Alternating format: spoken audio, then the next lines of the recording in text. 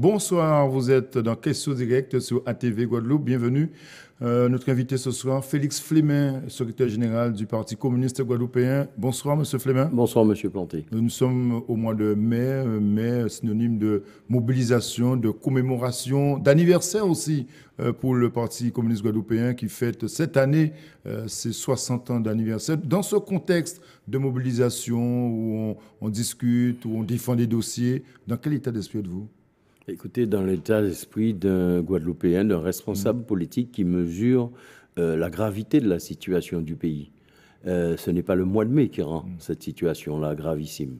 Le mois de mai, c'est simplement l'opportunité et l'occasion aujourd'hui, qui est un mois de combat, bien de nous adresser aux Guadeloupéens, aux travailleurs, au peuple, à tous ceux qui souffrent de ce pays-là et tous ceux qui aspirent à construire un autre pays, à répondre aux urgences auxquelles nous sommes confrontés, bien à se rassembler sur un contenu, sur un projet, sur une démarche.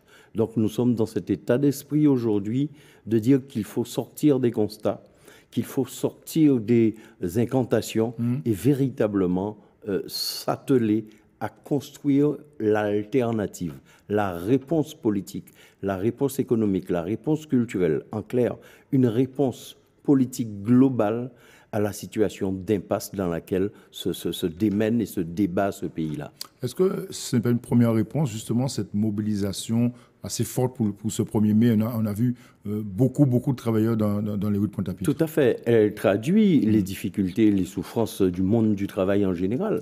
Parce que nous sommes confrontés à une politique, alors là, sans maman, sans papa, du gouvernement Macron et de tous ses soutiens.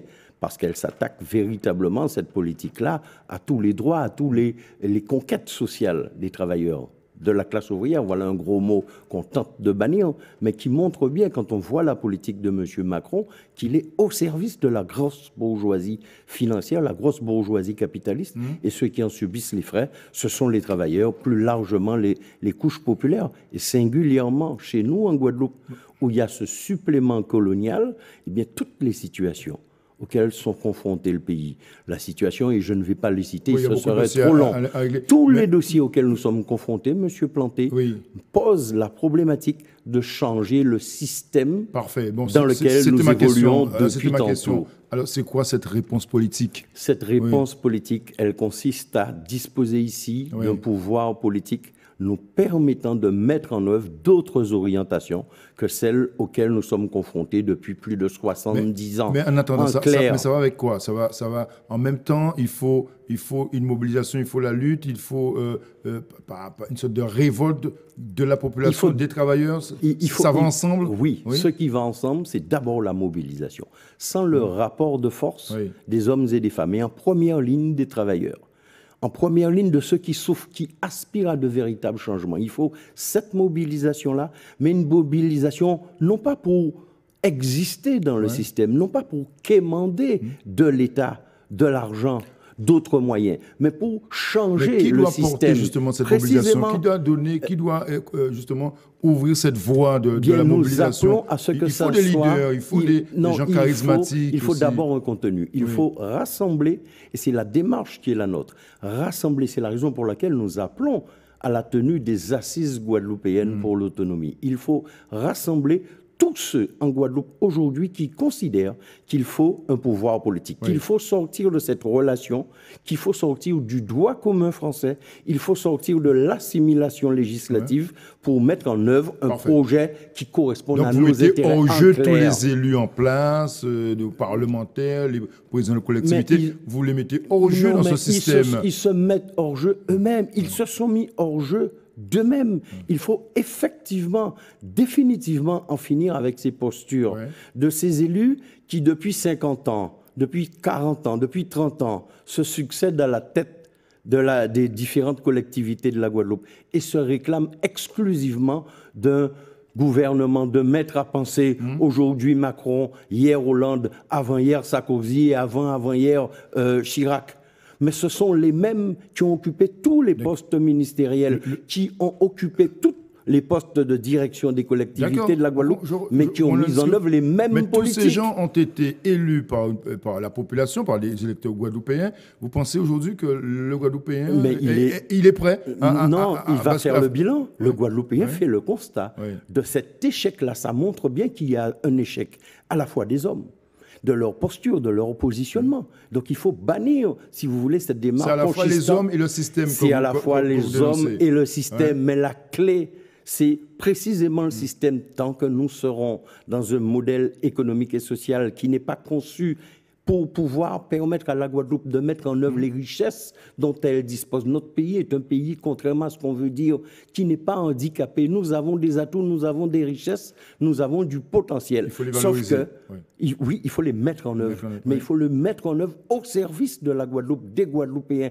des travailleurs qui sont, eux, les créateurs de richesses. Donc voilà pourquoi, pour ce faire, il faut rassembler sur un contenu. Et ce rassemblement, il est important. C'est notre proposition de tenir les assises guadeloupéennes pour l'autonomie, pour élaborer une stratégie de conquête pour aller vers l'autonomie et une plateforme politique minimale qui prenne en compte la globalité des problèmes auxquels nous sommes confrontés. Parfait. Alors, je le disais, 2018, c'est aussi les 60 ans d'anniversaire du Parti communiste guadeloupéen.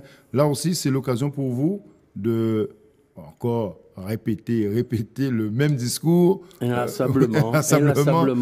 Que vous nous répétez pendant des années. Nous n'avons cessé d'expliquer que tant que nous serons dans ce modèle de relation avec la France, nous ne pourrons pas... Et vous l'avez répété, même avec des élus qui font partie du Parti communiste, la semaine dernière. Vous avez rassemblé un peu tous les partis à l'occasion d'une grande manifestation. Vous avez été... Le message est passé selon vous, ce message... avec Jacques Bangou, avec Victor Luret, toutes ces personnalités politiques qui sont venus, ils sont venus à votre invitation. Oui, ils ont répondu à notre invitation parce que ce sont des Guadeloupéens qui aujourd'hui ne peuvent pas passer à côté de cette démarche qui est l'autonomie. Ce que nous disons, c'est que ce combat que nous avons mené depuis 1958 en affirmant pour la première fois dans l'histoire politique de notre pays que nous sommes une colonie de la France et qu'il faut sortir de cette relation coloniale. Nous avons été combattus de toutes parts, nous continuons à l'être, mais personne ne peut, si vous voulez, contester ce fait-là aujourd'hui. Il s'établit comme une vérité absolue. La question, c'est comment en sortir. Et nous envisageons de rassembler tous ceux qui sincèrement s'inscrivent dans cette démarche-là. Nous n'excluons aucun Guadeloupéen. Il y a urgence à rassembler, mais sur un contenu, pas rassembler les hommes, rassembler sur un contenu. Donc le contenu, il faut s'appuyer sur justement les écrits, l'histoire du Parti communiste guadeloupéen. Il faut s'appuyer sur cette volonté de mettre en place un projet global assis aujourd'hui en Guadeloupe sur la mise en œuvre de services publics dans les secteurs stratégiques, mettre en place, si vous voulez, dans le cadre de ce modèle économique nouveau que nous préconisons, la propriété privée, le capitalisme privé va continuer à s'exercer, mais hors ce champ précisément des secteurs stratégiques, et puis faire toute sa place à l'économie sociale, c'est-à-dire aux coopératives, aux mutuelles, et précisément intégrer dans cette démarche-là les entreprises, mais une entreprise qui a un autre mode de gestion, une entreprise qui reconnaît et qui valide que c'est le travail qui crée la richesse et que donc la répartition des richesses créées par l'entreprise profite à ceux qui la créent, en l'occurrence qui fait toute sa place aux travailleurs au sein de la gestion de l'entreprise. Voilà les fondamentaux sur lesquels nous voulons rassembler. On avait compris. Une dernière question. Il est prévu d'autres manifestations à l'occasion des 60 ans. Tout à fait. C'est toute l'année. Oui, toute l'année. Alors, les prochaines manifestations. Les prochaines, celle du mois de mai, c'est à conférence, à Capesterre, une conférence le 16 mai, où nous allons pouvoir expliquer le rôle des élus communistes précisément dans la défense des intérêts de la Guadeloupe, des acquis du peuple guadeloupéen, et puis toute l'année, surtout, communiste en pays-là, on va à la rencontre des Guadeloupéens. Parce que, et j'en terminerai là-dessus, Monsieur Planté, sans la mobilisation des Guadeloupéens, nous les invitons aujourd'hui à se constituer dans toutes les communes en des comités populaires pour prendre à bras le corps la construction de ce pays-là via l'autonomie. Qu'ils construisent eux-mêmes dans chaque commune, qu'ils mettent en place des comités populaires pour l'autonomie, pour créer le rapport de force indispensable à négocier avec l'État français mais le contenu de ce que nous voulons pour le pays. Merci Félix Flemen d'être venu ce soir sur Merci ATV. de m'avoir Merci à vous invité. de nous avoir suivis. Bon week-end et l'info continue sur ATV.